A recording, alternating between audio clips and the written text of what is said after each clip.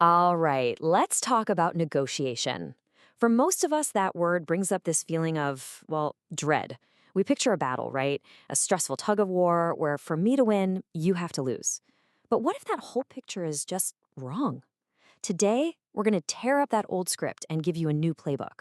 One that turns negotiation from a fight over a few crumbs into a creative way to bake a much, much bigger pie. Just think back to the last time you had to negotiate something big, a salary, a contract, maybe even just buying a car. Did it feel like this tense, awkward game? You put your number out there, they put theirs out, and then you start that slow, painful dance of giving up a little bit at a time. You know the drill. Party number one says, okay, this is my absolute final offer. And then party number two comes back with, there's no way, but here's the best I can do. And you just slowly, painfully inch towards each other, giving up a little ground here, a little there, until you finally land somewhere in the middle, totally exhausted and pretty sure you got a raw deal. Well, this whole song and dance actually has a name. It's called positional bargaining. And frankly, it's the reason most of us hate negotiating. So let's really dig into why this method is just fundamentally broken. The biggest problem is that this old way, it just rewards being stubborn. Seriously, whoever can dig their heels in the longest wins. The outcomes are totally arbitrary. Like, why just split the difference? There's no logic to it. And worst of all, it pits you against each other. It assumes the pie is a fixed size, so your only job is to fight for the biggest slice you can get. And that can wreck a relationship for good. So, if that's the bad way, what's the better way? Well, it starts with a huge shift in how you even think about the whole thing. We've got to move away from that combat mode and get into a space that's way more collaborative and a whole lot more creative.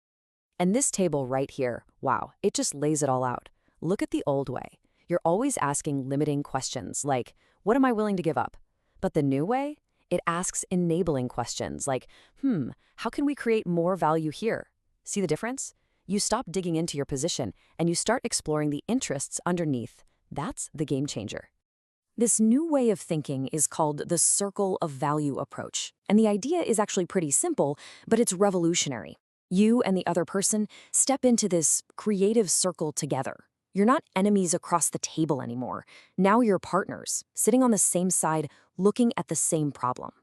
Now, this isn't just some feel-good philosophy.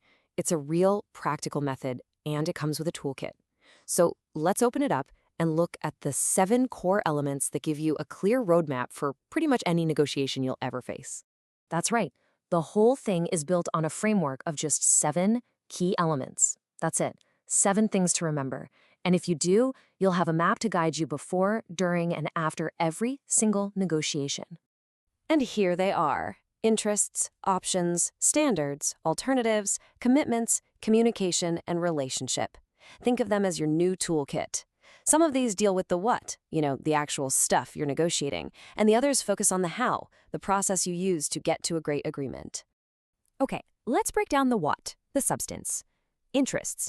That's not what you say you want, it's why you want it. Super important. Options are all the possible solutions you can brainstorm together. Think outside the box. Standards are the fair, objective benchmarks, like market value or legal precedent, that keep everyone honest. And alternatives, that's your plan B. Your best alternative to a negotiated agreement, or BATNA, it's what you'll do if you both just walk away.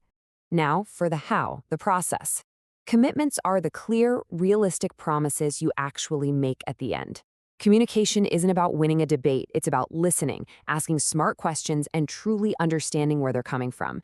And finally, the relationship. That's the foundation for everything. It's about managing the human side of things so you can work together, even when you disagree. Okay, so you've got the toolkit. Awesome. But how do you actually use it? Well, the real magic here happens long before you're even in the room. It is all about preparation. This quote says it all. The people who get amazing deals aren't just naturally gifted talkers. No way. They are masters of preparation. They've already thought through every single one of those 7 elements before the conversation even starts. So your prep should look something like this. First, really dig deep on your interests and try to figure out what theirs might be. Second, brainstorm a ton of different options. Don't just lock onto one. Third, do your homework. Find those fair, objective standards. And last, but maybe most important, know your walkaway plan inside and out. And when you do this work beforehand, something amazing happens. all that anxiety, that fear of the unknown, it just melts away because you're not walking into a fight anymore. You're walking into a problem-solving session that you have a map for. You're in control of the process, even if you can't control the other person. So, what happens when you make this shift? When you use this toolkit? What's the real payoff? Well, it's so much bigger than just getting a slightly better deal. You start finding solutions that are genuinely better and more creative than you ever would have in a simple haggle. You build stronger, more resilient relationships built on trust, not suspicion. And because you created the solution together, everyone is more committed to it, which means the agreement actually sticks. It gets done. So, the final question to ask yourself is this. It's not about what you can win.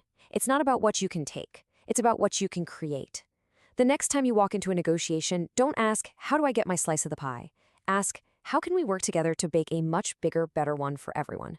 You might be shocked by the answer.